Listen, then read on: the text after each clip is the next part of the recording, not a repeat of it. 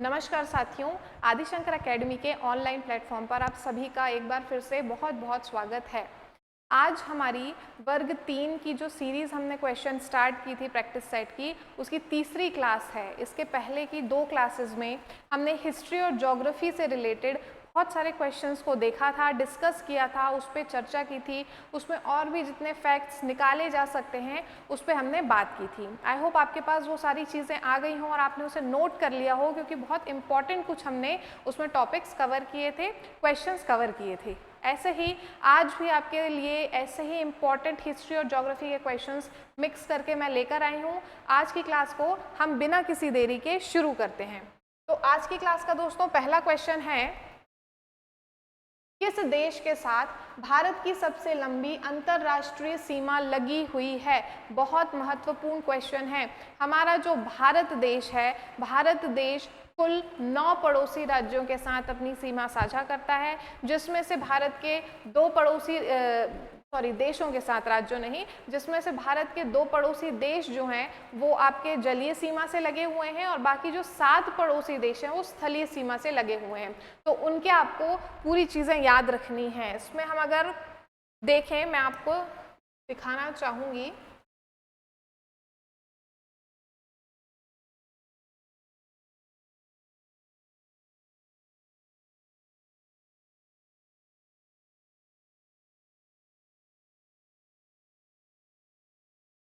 चलिए कोशिश करते हैं कि अपन यहाँ पे इस चीज़ को देखें और देख के पढ़ें। मैप देख के इन सारी चीज़ों की पढ़ाई दोस्तों बहुत ही अच्छे तरीके से हो जाती है। तो मैंने आपको एटलस के लिए भी बोला है कि आप इसका एटलस भी लेंगे।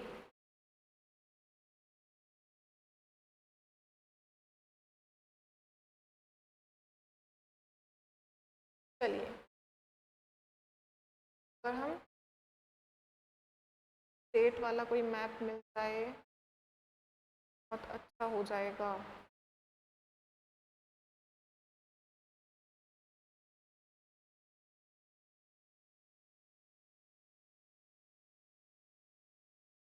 ये तो नहीं चाहते हैं,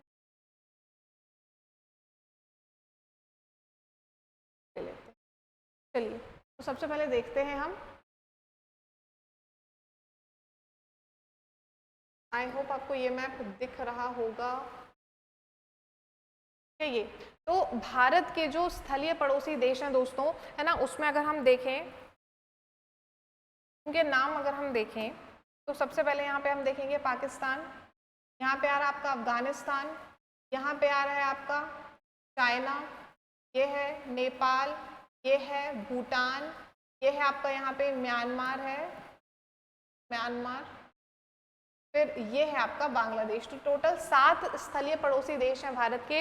इनमें से सबसे ज़्यादा सीमा किसके साथ लगती है दोस्तों? सबसे ज़्यादा सीमा इसमें से बांग्लादेश के साथ लगती है। अब इसकी अगर हम बात करें तो यहाँ से हटाते हैं और यहाँ पे इसको लिखते हैं। दोस्तों पूरे आपको देशों के नाम याद होने चाहिए जिसके साथ भारत जो है अपनी सीमा साझा करते हैं।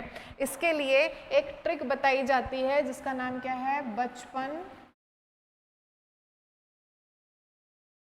बचपन में MBA। तो इसको हम फटाक से देखेंगे।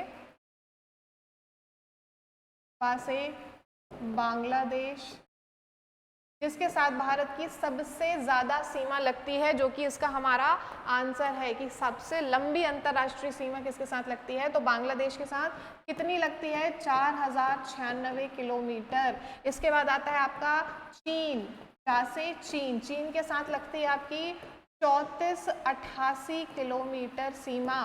फिर आता है पाकिस्तान, ठीक है, पाकिस्तान के साथ लगती है 3323 किलोमीटर की सीमा। इसके बाद आता है आपका नेपाल के साथ लगती है दोस्तों 1751 किलोमीटर की सीमा। फिर हम देखते हैं म्यांमार, एम से आ रहा है तो म्यांमार के साथ लगती है 1643 किलोमीटर की सीमा।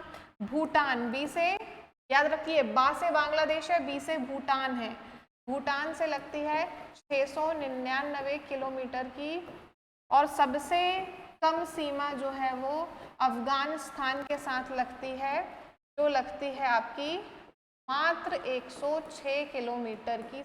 हाँ, बहुत सारी चीज़ें हो गई हैं दोस्तों, लेकिन इस एक क्वेश्चन के कारण आपको इतने सारे फैक्ट जो है देखने को मिल गए हैं। क्वेश्चन पूछा जा सकता है, अभी तो आपको ये ऑप्शन दे दिया है, हो सकता है यहाँ पे बांग्लादेश ना देकर आपको ये दोनों जो ऑप्शन है इसको छुपा लेता और इनमें से किसी को दे देता।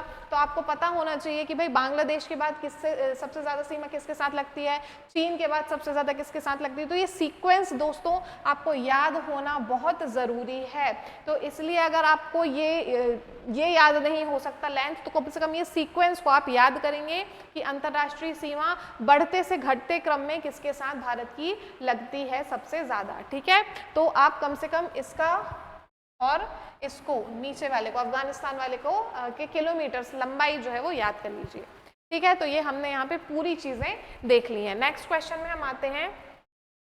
नेक्स्ट क्वेश्चन बोलता है दोस्तों, क्षेत्रफल की दृष्टि से भारत का सबसे बड़ा राज्य कौन सा है? महाराष्ट्र, मध्य प्रदेश, राजस्थान या तमिलनाडु? तो इसका सही आंसर होने वाला है दोस्तों राजस्थान। ये स्टैटिक जीके का एक बहुत ही इंपॉर्टेंट क्वेश्चन है। ठीक है, आपसे पूछा जाता है क्या, अगर हम देखें तो सबसे बड़ा राज्य है ना, और हुआ इसमें सबसे बड़ा राज्य और सबसे छोटा राज्य। ठीक है, ये दोनों चीजें हैं। अब इसमें दो आते हैं जिसको आपको याद रखना है। ठीक है, किसके अनुसार? तो क्षेत्रफल के अनुसार और आपका पॉपुलेशन, जनसंख्या के अनुसार। ये आपको जो है वो याद रखना है, इससे आपके 4 फैक्ट निकल के आते हैं। तो याद रखिए दोस्तों, सबसे बड़ा राज्य क्षेत्रफल के अनुसार है राजस्थान। कौन सा है? राजस्थान। फिर सबसे छोटा राज्य क्षेत्रफल के अनुसार है दोस्तों गोवा। कौन सा है? गोवा। इसके बाद हम बात करते हैं सबसे बड़ा राज्य जनसंख्या के अनुसार कौन सा है, तो ये है आपका उत्तर प्रदेश, यूपी। और सबसे छोटा राज्य जनसंख्या के अकॉर्डिंग कौन सा है दोस्तों? तो सिक्किम। सिक्किम जो है वो सबसे छोटा जनसंख्या के अनुसार है। तो ये चीजें आपको क्या करना है, याद रखना है। यहाँ पे पूछा गया है सबसे क्षेत्रफल की दृष्टि से भारत का सबसे बड़ा राज्य कौन सा है, इसका आंसर आएगा राजस्थान। राजस्थान के बाद नंबर आता है हमारे मध्य प्रदेश का, और मध्य प्रदेश के बाद नंबर आता है, तीसरे नंबर पे आता है महाराष्ट्र का। क्लियर है? तो ये जो है वो आपको अच्छे से याद रखना है, इसका आप स्क्रीनशॉट ले लीजिए। इसमें आपके 4 फैक्ट्स जो है वो कवर हो गए हैं। नेक्स्ट क्वेश्चन पे हम आते हैं। नेक्स्ट क्वेश्चन बोल रहा है भारत के निम्नलिखित में से किस राज्य में सबसे लंबी तट रेखा है? अब आपको सबसे लंबी तट रेखा वाला भारतीय राज्य बताना है। तो इसमें से आप ऑप्शन देखेंगे उड़ीसा, गुजरात, केरल, महाराष्ट्र। अब सबसे पहले तो आपको ये पता होना चाहिए कि भाई भारत की जो तट रेखा है, ठीक है, भारत की तट रेखा वाले राज्य कितने हैं? तो भारत के 9 राज्य ऐसे हैं दोस्तों, 9 राज्य भारत के ऐसे हैं जिनकी तट रेखा है, जिनके पास तट रेखा है, कोस्टल लाइंस हैं। और सभी 9 राज्यों में किसी में कुछ पश्चिमी तट पर आते हैं, कुछ आपके कुछ पश्चिमी तट, कुछ पूर्वी तट में आते हैं। तो इनमें से सबसे लंबी तट रेखा किसकी है? याद रखेंगे सबसे लंबी तट रेखा है दोस्तों गुजरात की। गुजरात की तटरेखा लगभग 1600 किलोमीटर की है। ठीक है, और गुजरात की जो तटरेखा है उसको क्या कहते हैं? काठियावाड़। काठियावाड़ तट कहते हैं, ये भी हमको याद रखना है। मैंने आपको इसके पहले जब मैंने सीरीज जो स्टार्ट की थी, शायद एनटीपीसी की सीरीज में ही एक क्वेश्चन था तट रेखा वाला, उसमें मैंने आपको प्रॉपर सारे तट रेखा बताए थे कि पश्चिमी तट में कौन कौन सी कोस्टल प्लेन्स की हमने बात की थी, किस तट को क्या कहा जाता है, कहाँ पे किस टाइप के प्लेन मिलते हैं, तो उनका नाम, और ऐसे ही हमने पूर्वी तट का देखा था। क्लियर है? तो अगर आप मुझे बता सकते हैं तो आप मुझे बताइए एटलीस्ट जो यहाँ पे लिखे हुए हैं कि इनमें से किसके तट को क्या कहा जाता है। क्लियर है? चलिए नेक्स्ट क्वेश्चन पे हम आते हैं। निम्नलिखित में से कौन सा राज्य नेपाल के साथ अपनी सीमा साझा नहीं करता है? क्वेश्चन पूछ रहा है दोस्तों, कौन सा राज्य नेपाल के साथ सीमा साझा नहीं करता है? ऑप्शन है आपके उत्तर प्रदेश, पश्चिम बंगाल, बिहार और असम। इसके लिए आपको ना बहुत ही अच्छे से, जो मैंने अभी आपको मैप निकाल के दिखाया था, अगर अभी भी दिखाएंगे तो थोड़ा सा वीडियो लंबा चला जाएगा और इसको आपको थोड़ा सा एटलस, इसलिए मैंने जब भी ज्योग्राफी की क्लास का हमने स्टार्ट किया है या कुछ भी जी के ज्योग्राफी से रिलेटेड हमने पढ़ा है तो मैंने आपको एटलस के लिए बोला है। एटलस आपका सामने रखा होना चाहिए ज्योग्राफी पढ़ते टाइम। अब इसको आपको पूरा मैप में देखना पड़ेगा, है ना। तो सबसे पहले हम देखेंगे कि भाई नेपाल के साथ कौन कौन से राज्य सीमा साझा करते हैं। तो नेपाल के साथ भारत के 5 राज्य सीमा साझा करते हैं। कौन कौन से हैं इसको थोड़ा सा हम देखने की कोशिश करेंगे यहाँ पे बनाकर, ठीक है। तो यहाँ पे दोस्तों भारत का मैप बनाते हैं थोड़ा सा।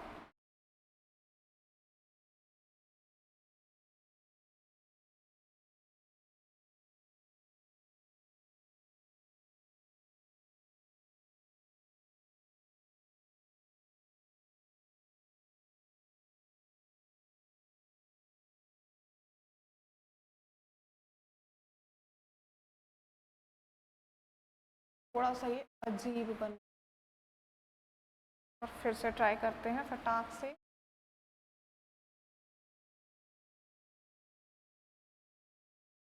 ज़्यादा कोई काम नहीं है ना, यहाँ पे हमको आना है।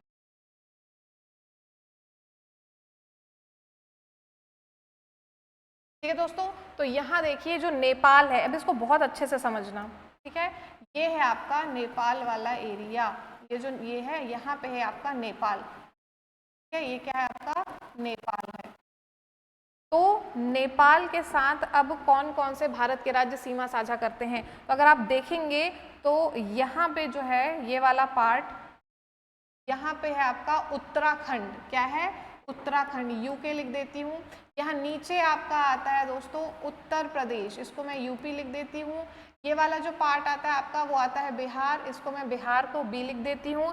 फिर यहाँ से जो है ये वाला पार्ट है, ये वाला जो एरिया है ये है सिक्किम, ठीक है। तो SIK सिक्किम लिख देती हूँ। और दोस्तों यहाँ पश्चिम बंगाल आता है, पश्चिम बंगाल अपने हाथ उठाता है तो यहाँ भी टच करता है वो नेपाल में, तो पश्चिम बंगाल के साथ भी यहाँ पर मैं WB लिख देती हूँ। पश्चिम बंगाल के साथ भी नेपाल अपनी सीमा साझा करता है। तो ये 5 राज्य हैं जिनके साथ नेपाल अपनी सीमा साझा करता है। आप इनको अपने मैप में भी अच्छे से देखिएगा और इसमें से अब आप यहाँ देख सकते हैं कि भाई कौन सा राज्य नहीं करता है, तो इसका आंसर हो जाएगा कौन सा, असम। असम जो है वो नेपाल के साथ सीमा साझा नहीं करता है। क्लियर है, तो ये अच्छे से देख लीजिएगा। अब हम नेक्स्ट क्वेश्चन में चलते हैं।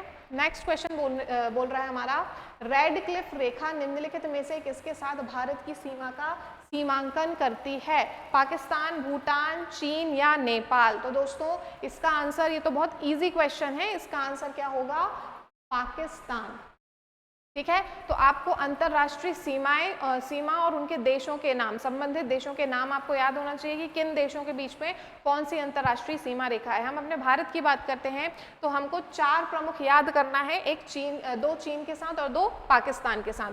तो पाकिस्तान के साथ जो आपकी सीमा लगती है भारत की, भारत पाक सीमा, तो उसमें एक है आपका यही रेड क्लिफ हो गया एक तो, ठीक है, रेड क्लिफ, और दूसरी है दोस्तों आपकी LOC और रेड क्लिफ किसके साथ लगती है, पाकिस्तान के साथ।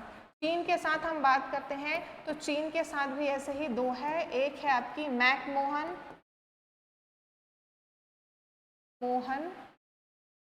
मैकमोहन और दूसरी है आपकी LAC। याद रखिए LOC भारत और पाक के बीच की है और LAC भारत और चीन के बीच की है। लाइन ऑफ कंट्रोल और लाइन ऑफ एक्चुअल कंट्रोल, इनका जो है वो फुल फॉर्म है, तो इसमें कंफ्यूज नहीं होना है और इसको अच्छे से याद करना है। ऐसे और भी कुछ सीमा रेखाएं हैं लेकिन कम से कम आपको ये इंपॉर्टेंट तो याद रखना ही चाहिए, ठीक है। ये एग्जाम में ये सबसे ज्यादा पूछी गई है।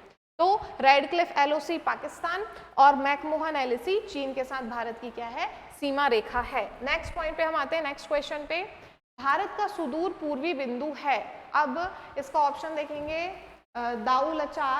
दाउलचारा, मोको कचंग, थोड़ा सा अजीब नाम है, मोको कचंग, ओखा और किविथु। तो दोस्तों इसका सही आंसर जो होने वाला है वो होने वाला है किविथु। ये वाले जो क्वेश्चंस, लगभग सारे क्वेश्चंस अभी general introduction of India, Bharat का सामान्य परिचय से ही लिए गए हैं। टॉपिक आपका ये कवर हो गया है इसमें, टॉपिक वाइज अगर हम देखें तो जनरल इंट्रोडक्शन ऑफ इंडिया के ही ये सारे क्वेश्चंस हैं। इसमें पूछा जा रहा है, देखो भारत का सबसे कहना चाहिए उत्तर बिंदु, सबसे दक्षिण बिंदु, पूर्वी बिंदु, पश्चिम बिंदु, इसका थोड़ा सा हम फटाक से देखेंगे अगर।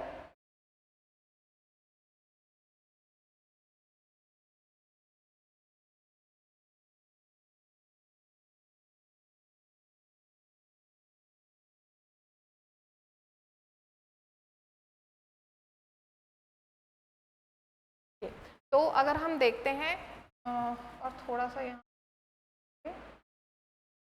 ये आपका क्या है, अंडमान निकोबार वाला, थोड़ा सा समझ लेना, समझने के लिए आपको भारत तो दिख ही रहा होगा ये।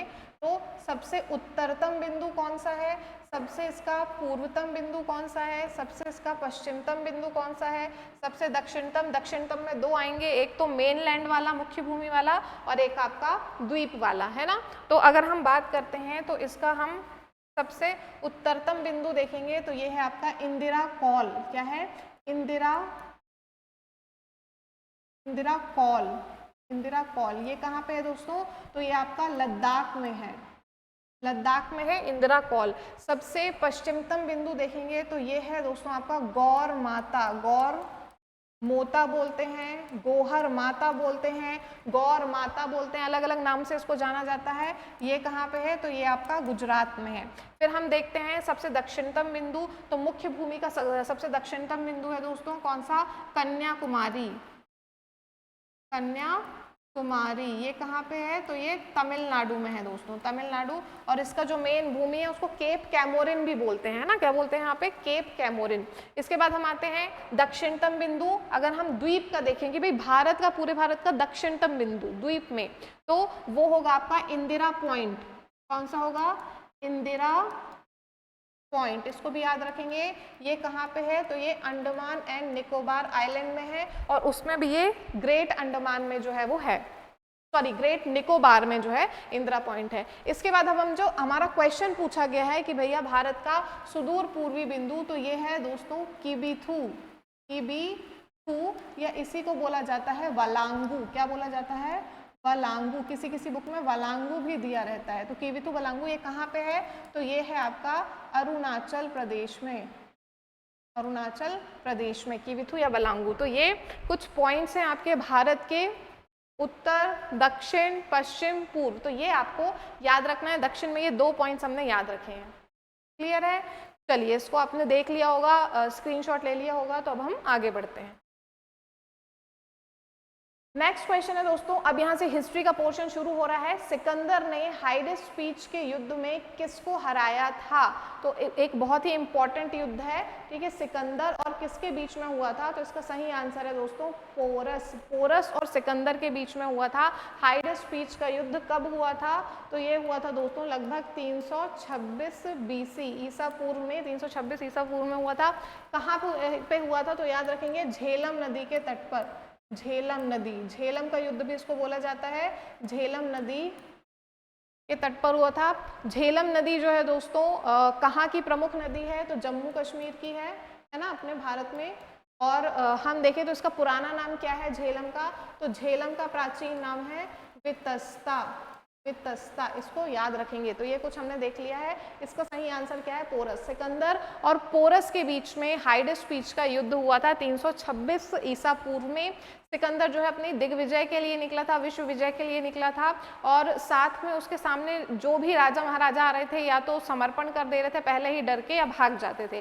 तो पोरस जो मिला उसने डट के युद्ध किया। हालांकि पोरस की पराजय हुई, लेकिन इस युद्ध के बाद सिकंदर ने उसको सासम्मान जो है उसका राज्य वापस कर दिया, उसकी वीरता को देखते हुए, है ना। तो ये युद्ध काफी फेमस है हिस्ट्री में, इसको आप याद रखिएगा। हाइडेस्ट पीच का युद्ध, इसको झेलम का युद्ध भी कहा जाता है, क्लियर है। चलिए नेक्स्ट क्वेश्चन पे हम आते हैं। निम्न में से कौन सा प्राचीन भारत का पहला साम्राज्य है जिसमें युद्ध के लिए बड़े पैमाने पर हाथियों का उपयोग किया गया था। ये भी आपका इंपॉर्टेंट क्वेश्चन है दोस्तों।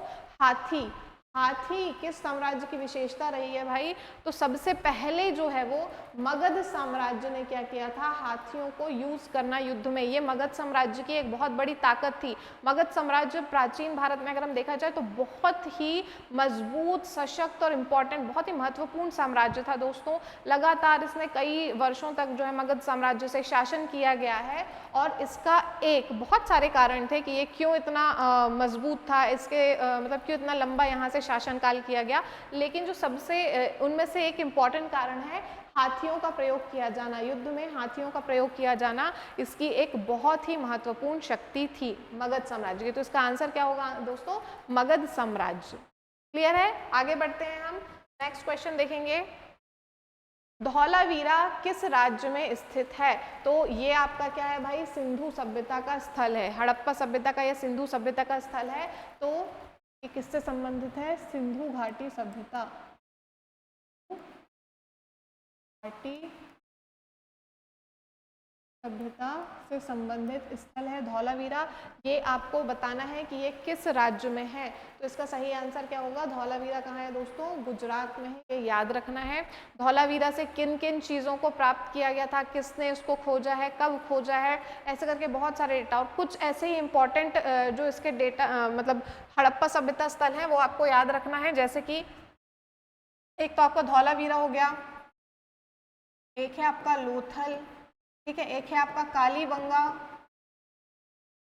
कालीबंगा, ठीक है, एक है राखीगढ़ी, राखीगढ़ी, आपका हड़प्पा, मोहनजोदड़ो, चनहुदड़ो,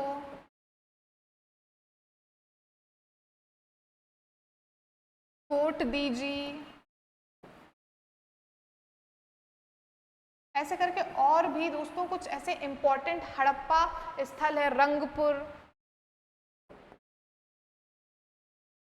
तो ये कुछ स्थल हैं जिनको आपको, जिनके बारे में आपको पता होना चाहिए कि भाई इनको कब खोजा गया, किसने खोजा, एटलीस्ट ये तो पता होना चाहिए कि कहाँ से क्या प्राप्त हुआ है ना, किस राज्य में स्थित है और कहाँ से क्या प्राप्त हुआ है। ये इंपॉर्टेंट हड़प्पा सभ्यता के स्थलों का आपको एक लिस्ट तैयार करनी है। धौलावीरा की हम बात करते हैं तो दोस्तों धौलावीरा अपने water management system, drainage management या वाटर मैनेजमेंट सिस्टम के लिए जो है ये धौलावीरा बहुत ज़्यादा प्रसिद्ध था। और यहाँ से साइन बोर्ड भी मिला है, ठीक है, धौलावीरा से क्या मिला है, एक साइन बोर्ड भी मिला है जिसमें बहुत सारी लिपियाँ, कुछ अक्षर लिखे हुए हैं सिंधु सभ्यता की लिपि के। तो ऐसे ही इम्पॉर्टेंट जो है कुछ साइट्स हैं, तो ये आपको क्या करनी है, देखनी है। क्लियर है? चलिए नेक्स्ट में आते हैं हम क्वेश्चन। नेक्स्ट क्वेश्चन बोल रहा है हमारा, अजंता गुफा की चित्रकारी और मूर्ति कलाओं से संबंधित है। तो ये किससे संबंधित है दोस्तों, ये देखना है। जातक कथाएं, हितोपदेश कथाएं, पेंटामेरॉन कथाएं या पंचतंत्र की कथाएं। तो इसका सही आंसर जो होने वाला है वो आपका होने वाला है जातक कथाएं। आपसे क्वेश्चन पूछा जाता है कि अजंता, आप देखो अजंता गुफाएं कहाँ पे हैं। तो सबसे पहले तो आ गया भैया अजंता गुफा कहाँ पे है, तो महाराष्ट्र में है। अजंता गुफा कहाँ है, अजंता एलोरा आपने सुना होगा, अजंता एलोरा गुफाएं, एलिफेंटा गुफाएं, तो ये सब कहाँ है, महाराष्ट्र में। अजंता गुफा महाराष्ट्र में है। किससे संबंधित है भाई, तो ये बहुत महत्वपूर्ण है, ये बौद्ध धर्म से संबंधित गुफा है। किससे संबंधित है, तो बौद्ध धर्म से संबंधित गुफा है आपकी अजंता गुफा। यहाँ पे जातक कथाओं के बारे में जो है वो चित्रांकन या किया गया है, उसके बारे में यहाँ पे बताया गया है। जातक कथाएं क्या हैं, तो जातक कथाएं बौद्ध धर्म से संबंधित है। गौतम बुद्ध के पूर्व जन्मों की कथाएं हैं, ठीक है, उनके जितने भी पूर्व जन्म हुए हैं उनकी कथाओं का एक संकलन है जो कि जातक कथाओं में आता है। तो ये कुछ चीजें हमने यहाँ पे देखी हैं। मेन क्वेश्चन हमारा है अजंता गुफाओं की चित्रकारी और मूर्ति कलाएं किससे संबंधित है, तो जातक कथाएं। और जातक कथाएं किससे संबंधित है, तो बौद्ध धर्म से। ये क्वेश्चन पूछा जाता है कि अजंता केव्स की गुफाएं या कोई और भी गुफाएं दे दे तो वो किस धर्म से संबंधित है, ये सीधा क्वेश्चन पूछता है दोस्तों।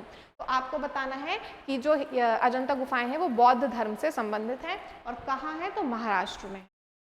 क्लियर है? चलिए नेक्स्ट क्वेश्चन पे हम आते हैं। भारत में पाषाणकालीन शिला चित्रकारी कहाँ पाई जाती है, ये कहाँ पाई जाती है, तो ऑप्शन है नालंदा, भीमबेटका, एलिफेंटा और बाघ गुफाएं। तो दोस्तों इसका सही आंसर, ये तो बहुत ही फेमस स्थल है, इसका सही आंसर होगा आपका भीमबेटका। भीमबेटका जो है वो अपने पाषाणकालीन गुफा चित्रकलाओं के लिए जो है बहुत प्रसिद्ध है। ठीक है, भीमबेटका की अगर हम बात करते हैं, भीमबेटका है कहाँ पे, तो भीमबेटका आपके मध्य प्रदेश के रायसेन जिले में है। उसमें भी कौन सा आता है, औबदुल्लागंज रायसेन। ठीक है, तो ये क्वेश्चन भी पूछा गया था, औबेदुल्लागंज में है। औबेदुल्लागंज कौन सा जिला लगता है, तो रायसेन, कहाँ पे, मध्य प्रदेश में। इसकी बात करते हैं तो यहाँ पे आपको जो है वो पाषाणकालीन शिला गुफा, ठीक है, शिलालेख गुफा चित्रकारी जो है वो आपको यहाँ पे देखने को मिलेगी। लगभग 500 से ज़्यादा जो है वो गुफा समूह यहाँ पे हैं। दूसरी हम बात करते हैं, अच्छा दोस्तों एक और चीज़ मुझे धौलावीरा के बारे में याद आई है जो कि आप मुझे बताएंगे, है ना। धौलावीरा को विश्व धरोहर स्थल, यूनेस्को की विश्व धरोहर स्थल में इसको शामिल किया गया है। विश्व धरोहर, ये क्वेश्चन अच्छा याद आ गया, उससे रिलेटेड पढ़ाना था, उसी से याद आया। धरोहर स्थल में इसको शामिल किया गया है। आप मुझे बताएंगे, ये बहुत ही इम्पॉर्टेंट है, धौलावीरा को जो है वो यूनेस्को की विश्व धरोहर स्थल में शामिल किया गया है। ये कब किया गया है, आप मुझे इसका ईयर बताएंगे। दोस्तों देखिए यहाँ पे बहुत सारे क्वेश्चंस मैं आपसे कमेंट के माध्यम से पूछ रही हूँ, अगर आप मुझे आंसर नहीं बताएंगे तो आपको भी इसका आंसर नहीं मिल पाएगा, इसलिए प्लीज़ थोड़ा सा सीरियसली इस चीज़ को लें और कमेंट करें, ठीक है, नहीं तो ये क्वेश्चंस आपके अनआंसर्ड ही जाने वाले हैं। तो आप इसको मुझे बताइएगा कि इसको विश्व धरोहर स्थल में कब शामिल किया गया है। अब हम वापस आते हैं अपने कहाँ पे, भीमबेटका में, तो ये रायसेन में है। इसको विश्व धरोहर स्थल में शामिल किया गया है। विश्व धरोहर, यूनेस्को की विश्व धरोहर सूची स्थल में ये शामिल है भीमबेटका। ठीक है, कब शामिल किया गया था दोस्तों इसको, तो इसको 2003 में यूनेस्को की साइट में, वर्ल्ड हेरिटेज साइट में शामिल किया गया था। इसकी हम बात करते हैं तो इसके खोजकर्ता कौन है, इसके खोजकर्ता हैं दोस्तों विष्णु श्रीधर वाकड़कर। विष्णु श्रीधर वाकड़कर, ये याद रखेंगे, ये बहुत इंपॉर्टेंट है कि आपके भीमबेटका की खोज किसने की है, तो भीमबेटका की खोज की है विष्णु श्रीधर वाकड़कर ने। इसके बाद कब की है, तो लगभग 1957-58 में जो है वो इसकी खोज की गई है। तो ये भीमबेटका के बारे में ये इंपॉर्टेंट चीज़ें हमने देख ली हैं। आई होप आप इसको जो है वो अच्छे से याद कर लेंगे, आप इसको कर ही लीजिएगा, क्योंकि ये हम जो यहाँ पे कर रहे हैं बहुत इंपॉर्टेंट फैक्ट्स का संकलन हम यहाँ पे देख रहे हैं। तो एक क्वेश्चन में हम सिर्फ उस क्वेश्चन को नहीं करते, हम बहुत सारे इससे फैक्ट्स निकाल के देखते हैं। तो ये सारे फैक्ट्स इंपॉर्टेंट है, किसी न किसी तरीके से ये एग्जाम में पूछे गए हैं। तो 4-5 फैक्ट जो भी यहाँ पे लिखे हैं उसको आपको क्या करना है, याद करना है। फिर इसके बाद हम नेक्स्ट क्वेश्चन में आते हैं, जैन दावेस्ता किसके साथ जुड़ा हुआ है। तो मतलब क्वेश्चन पूछ रहा है कि भाई किस धर्म से संबंधित है, जैन दावेस्ता किस धर्म से संबंधित है। इसकी अगर हम बात करते हैं, ऑप्शन में देखें पारसी धर्म, सिख धर्म, बौद्ध धर्म और जैन धर्म। तो जैन दावेस्ता दोस्तों ये पारसी धर्म ग्रंथ है। जैन दावेस्ता क्या है, पारसी धर्म ग्रंथ है, ये याद रखेंगे, ये बहुत इंपॉर्टेंट है। जैन दावेस्ता क्या है, पारसी धर्म ग्रंथ है। ये ईरान से संबंधित है। इसका संबंध कहाँ से है, तो इसका संबंध है दोस्तों ईरान से। ठीक है, फारस बोलते थे पहले ईरान को, तो ईरान से इसका संबंध है। और ये जो ईरानी धर्म गुरु थे, एक कहना चाहिए जरथ्रूस्ट, तो उनके विचारों का इसमें संकलन आपको जो है वो देखने को मिलता है काय में, जैन दावेस्ता में। तो जैन दावेस्ता धर्म ग्रंथ किससे संबंधित है, पारसी धर्म से संबंधित ये ग्रंथ है। क्लियर है, चलिए। तो दोस्तों आज के लिए जो है हम यहीं तक क्वेश्चंस को अपने देखते हैं, क्वेश्चन सीरीज को हम आज यहीं विराम देते हैं। हमने लगभग आज 12 क्वेश्चन किए थे दोस्तों, जिसमें से 6 आपके ज्योग्राफी और 6 हिस्ट्री के थे। कैसे लगे आपको ये क्वेश्चन, और आपको इनमें से कितने क्वेश्चन बने, कितने नहीं बन रहे हैं, वो आप मुझे कमेंट के माध्यम से बताइएगा। और अगर कुछ सुझाव हो या और कुछ आपको चाहिए इससे थोड़ा सा कि इसको हम और किस तरह से और बढ़िया बना सकते हैं, तो वो सुझाव भी आप मुझे कमेंट के माध्यम से बताइएगा। आज के लिए इतना ही। जय हिंद, जय भारत।